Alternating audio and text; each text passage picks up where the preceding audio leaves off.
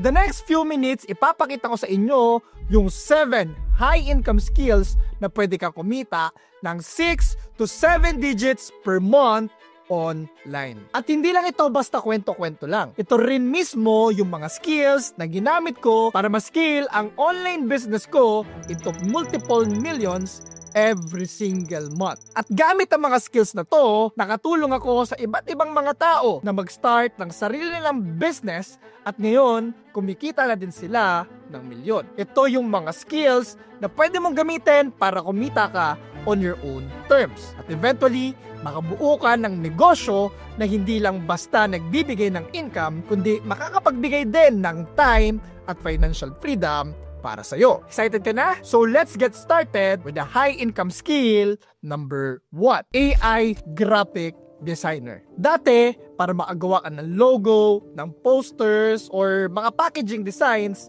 kailangan mo mag-hire ng maraming graphic designers. Mahal, matagal, at minsan, sablay pa nga ang resulta. Pero ngayon, iba na. Meron ka ng AI tulad ng ChatGPT, Meta AI, o kahit pa nga yung pinakabago ngayon na Nano Banana. Kaya kahit isang tao lang, basta marunong ng AI, kaya nang gumawa ng logo, ng poster, at ng kung ano-anong design in less than 1 hour. At sa sobrang bilis ng evolution ng AI, minsan pa nga, kahit yung expert hindi na ma-identify kung gawa ba ng AI o tao. Like this.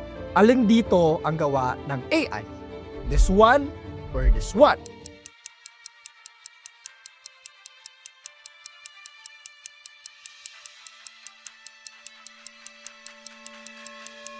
Well, tama ka. Ito yung gawa ng AI. How about this? Alin dito ang gawa ng AI? Ito or ito?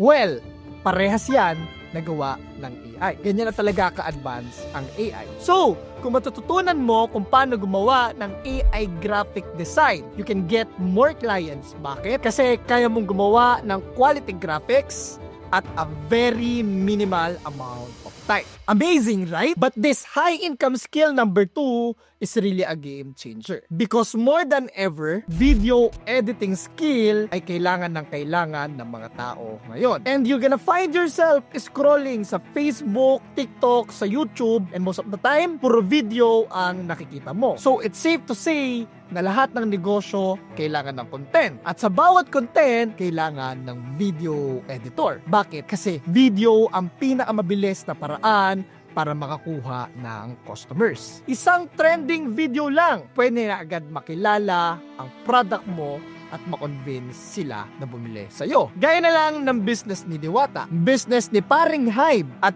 business ng F2A Cars, na lumalaki yung business nila dahil sa mga trending videos na ina-upload nila. And sa bawat trending videos na yon, guess what? Kailangan ng video editor. Pero hindi lang basta-basta video editing ang kailangan mo. Because behind those video, there's a psychology and marketing involved. Because what separates a trending video from a regular boring one ay itong pangatlong high income skill. At ito yung tinatawag na copywriting. So kung hindi mo pa naririnig ito, simple lang ang ibig sabihin ng copywriting. Ito yung pagsulat at pagpili ng mga tamang salita para sa mga tao na gusto mong pagbentahan. And I'm gonna tell you na hindi ito tungkol sa pagiging writer o dapat magaling ka sa grammar. Ito yung ability na magsulat ng mga persuasive ad, caption, or mga messages para makumbinse mo yung mga tao na mag-click, mag-sign up, or bumili ng mga products na gusto mo. Isa sa example nito is yung Chooks to Go. Habang marami yung nagpapasarapan ng gravy, sinabi niya, masarap kahit walang sauce. Kailangan mong mag-isip kung paano mo makukuha yung attention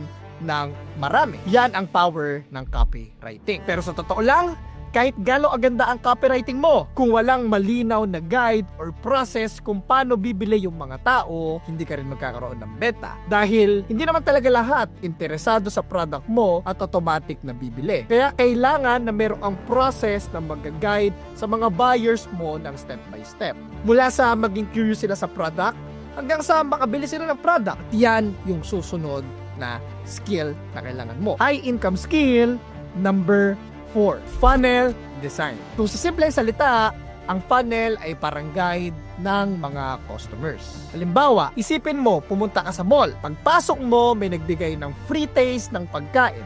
Nagustuhan mo yung pagkain. Kaya pumunta ka sa stall nila. Pagdating doon, nakita mo yung promo nila, kaya napamili ka na rin. Yan mismo yung ginagawa ng isang funnel designer. Step by step niyan, ginaguide yung mga tao. Hindi para pilitin sila, kundi para mas madali nilang maintindihan at makita yung value ng binibenta mo. Kasi lahat ng negosyo gusto ng maraming customers at mas maraming sales. At yung marunong gumawa ng tamang process o funnel, sila yung nagdadala ng tuloy-tuloy na benta. Kaya sobrang laki ng value ng skill na to sa mga business owner. Imagine mo, para sila magkakaroon ng automated sales person. Pero kahit na may maayos kang funnel na gumagabay sa mga customers mo, kung ikaw pa rin ang gagawa ng lahat ng trabaho, well, nakakapagod din. Kaya ang tanong, paano kung merong paraan para yung mga paulit-ulit na task may gagawa na para sa'yo 24/7? At ito yung ginagawa ng next high-income skill number 5 na AI automation. Simple lang ito. Ito yung paggamit ng AI para may gumawa ng mga trabaho mo kahit na natutulog ka. Kumbaga, para ang may empleyado na nagtatrabaho 24/7, hindi napapagod, hindi nagreklamo, hindi humihingi ng sick leave. At kung ikaw ang gagawa lahat ng to, mauubos yung energy at oras mo. So, kung matututunan mo yung AI automation, si AI na bahala sa mga basic at paulit-ulit na trabaho. Kasi habang si AI busy sa small tasks, ikaw makakapag-focus ka sa mga bagay na possible na makapagpalaki ng negosyo. Pero reality check, hindi magic si AI. AI is powerful, yes.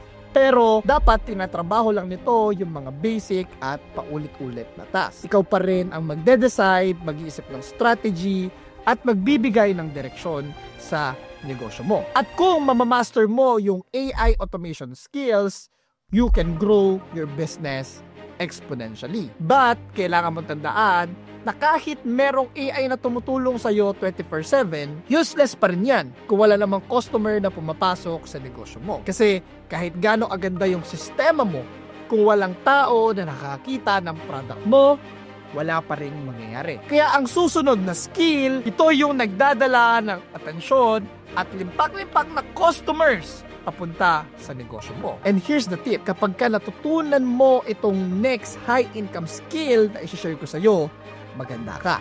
Dahil baka sobrang dumami ang mga clients at customer mo. If you're getting so much value from this video, i-click mo na rin yung subscribe button and notification bell. Now, let's go back to the video. High income skill number 6.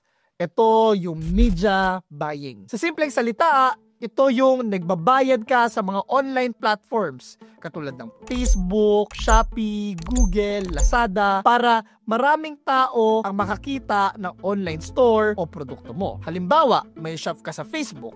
Kahit gaano kaganda yung product mo, kung wala naman nakakita, for sure, wala ring bibili. Pero kapag nag-ads ka sa Facebook or sa TikTok, maraming tao ang makakakita ng product mo kahit na hindi ka nila kilala. Ibig sabihin, mas maraming tao ang pupunta sa store mo and mas malaki ang chance na mas maraming bibili. And that media buying skill can really change the game of your business. So ngayon, lahat ng animal skills na to, mula sa graphic design hanggang sa media buying, lahat yan pwede mong pagkakitaan. Pero ang tanong, bakit may ibang tao kahit marunong sa lahat ng to, hindi pa rin sila umaasenso? Ang sagot, kasi kulang sila ng pinaka-importanteng skill. Ito yung skill na nagse-separate sa mga ordinaryong marunong lang at sa tunay na nakapag-build ng milyon na negosyo. At yan ang high-income skill number